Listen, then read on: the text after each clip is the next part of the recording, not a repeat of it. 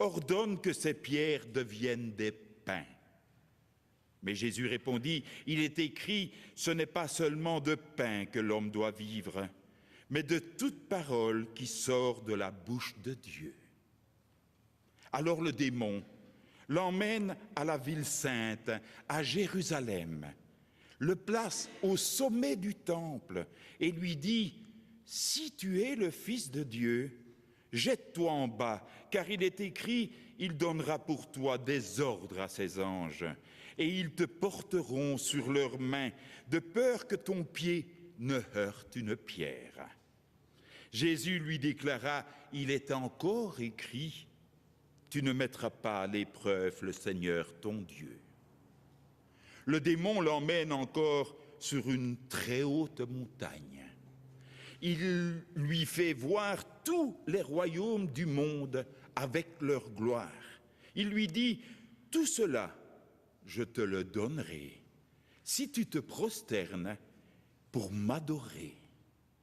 Alors Jésus dit, arrière Satan, car il est écrit, c'est devant le Seigneur ton Dieu que tu te prosterneras, et c'est lui seul que tu adoreras.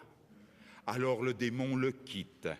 Voici que des anges s'approchèrent de lui et ils le servaient. En chantant, acclamons la parole de Dieu.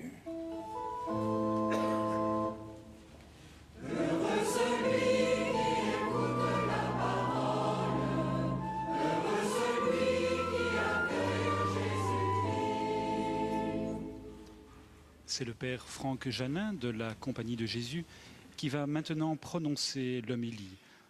Il est supérieur provincial de Belgique francophone et du Luxembourg.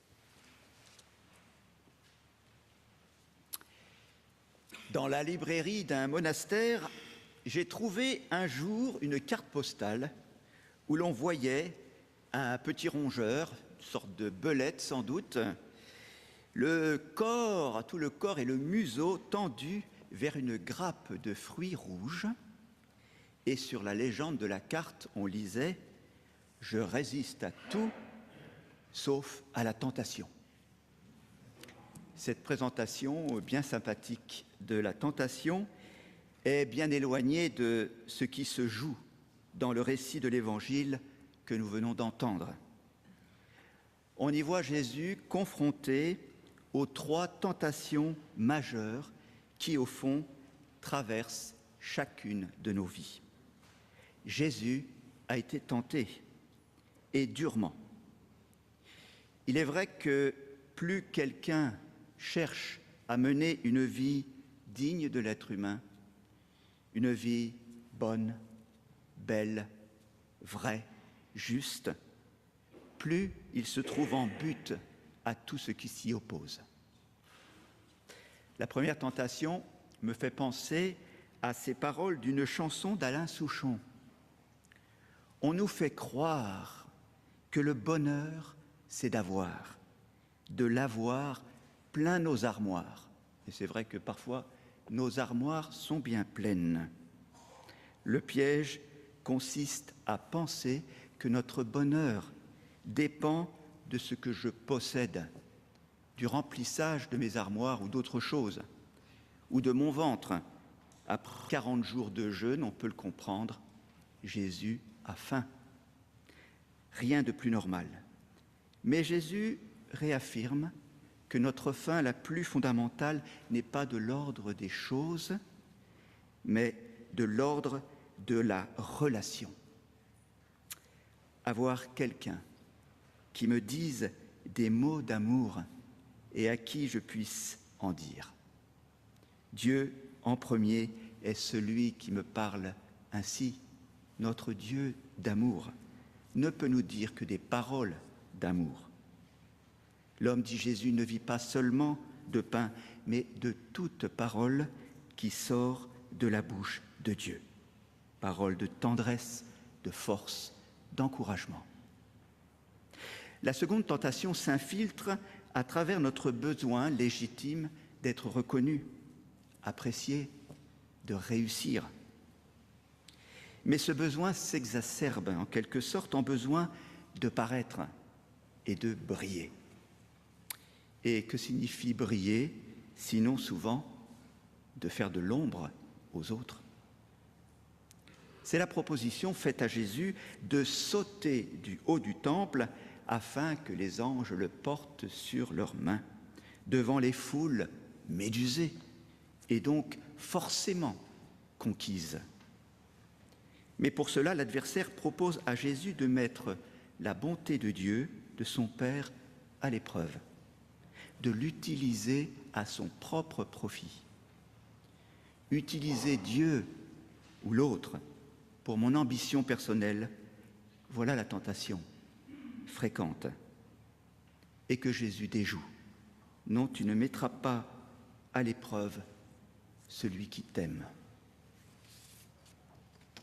Dans la troisième tentation, l'adversaire, on pourrait dire, tente le tout pour le tout. Il abat ses dernières cartes. Il propose, excusez du peu, de donner à Jésus tous les royaumes du monde avec leur gloire. Mais avec une toute petite clause. Vous savez, ces petites clauses qu'il y a en tout petit à la fin du contrat. Qu'il se prosterne devant lui et qu'il l'adore. Cette tentation est celle du pouvoir qui prend à ce point la place que nous voilà prêts, comme dit si bien l'expression, à vendre notre âme au diable. C'est vrai. Pour avoir une petite place, pour monter dans les hiérarchies, quelles qu'elles soient, que de compromissions et de courbettes. Jésus ne se mettra à genoux devant aucun pouvoir, qu'il soit religieux ou politique, devant personne, sinon devant l'homme fragile, pour lui laver les pieds. Le Jésus qui sort vainqueur de ses tentations est celui qui vient d'être baptisé et qui a reçu la plus magnifique des paroles. « Tu es mon Fils bien-aimé ». Et il est rempli de cet esprit, de ce souffle. On le sait, lorsqu'on a l'assurance d'être bien-aimé, on n'a plus besoin de prouver quoi que ce soit à qui que ce soit. On est libre. On est libre par rapport aux choses, car on ne se définit plus à partir d'elles. On est libre par rapport au prestige, car nous savons qui nous sommes. Nous sommes libres par rapport aux sirènes du pouvoir, car nous n'avons pas besoin de dominer pour exister. Le ressort de ces tentations est toujours le même. Nous faire croire que nous devrions être autre chose, quelqu'un d'autre que ce que nous sommes, des humains. C'est le mensonge du serpent dans le récit de la Genèse. Il susurre, « Si vous faites ce que je vous dis, vous serez comme des dieux. Vous aurez la connaissance du bien et du mal. En d'autres termes, vous serez sans limite, vous serez tout-puissant. » En réalité, lorsque quelqu'un croit qu'il est beau, qu'il est grand, qu'il est fort comme un dieu, il finit tôt ou tard par tomber de son piédestal pour s'apercevoir qu'en réalité, il est tout nu. Ils mangèrent, dit le texte de la Genèse, et ils connurent qu'ils étaient nus, vulnérables, limités. Par Jésus, dit saint Paul dans la deuxième lecture, la grâce nous est donnée. En effet, ce récit nous montre que Jésus se met de notre côté. Il nous donne cette grâce d'entrer en résistance face à tout ce qui n'est pas digne de l'être humain.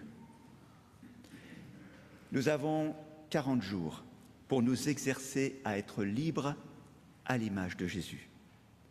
Libres par rapport à cette course insensée, illusoire, mensongère aux choses, au prestige et au pouvoir. Ne résistons pas. Laissons-nous tenter par cette liberté. Amen.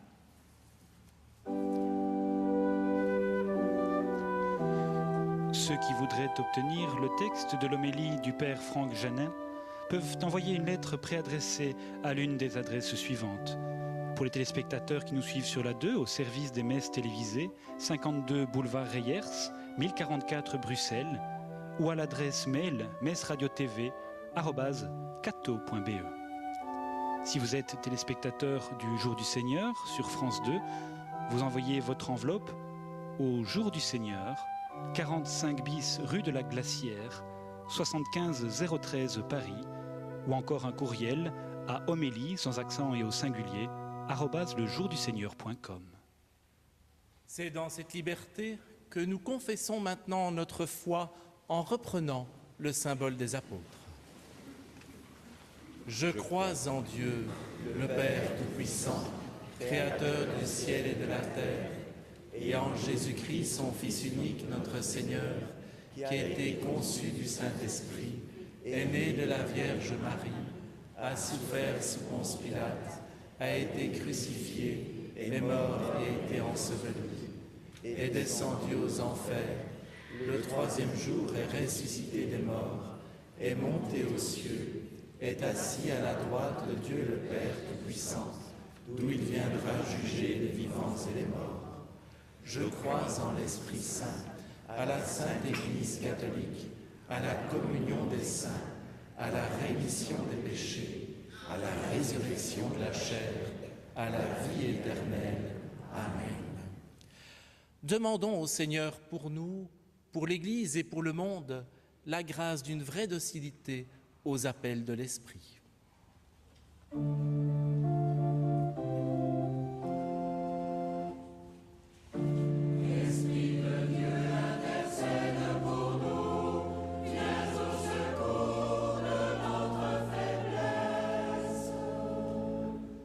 Avoir, savoir, pouvoir, ce sont des biens qui permettent à l'homme de se construire, mais ils peuvent devenir des tyrans qui enchaînent et emprisonnent.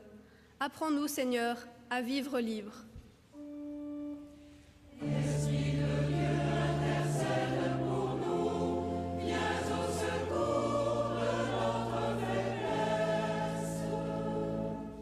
Dominer, soumettre, organiser.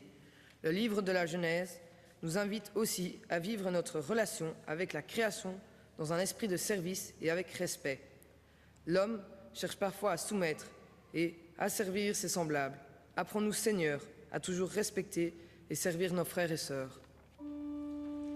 Esprit de Dieu intercède pour nous, viens au secours de notre faiblesse. Manger, boire, dormir. Pour vivre, l'homme a besoin d'un minimum de bien-être. Des millions de nos frères et sœurs en sont privés. Apprends-nous, Seigneur, la solidarité et le partage avec les peuples qui ont faim. Esprit de Dieu intercède pour nous, viens au secours de notre faiblesse. Croire, espérer, aimer. Pour être heureux, l'homme a besoin de relations, d'épanouissement, de spiritualité. Apprends-nous, Seigneur, à goûter la joie de la foi et en témoigner dans le monde. Esprit de Dieu intercède pour nous, viens au secours de notre faiblesse. Sûr de ton amour et fort de notre foi, nous voulons marcher sur la route de Pâques pour parvenir jusqu'à toi, notre Père, par Jésus, ton Fils, notre Seigneur, pour les siècles des siècles. Amen.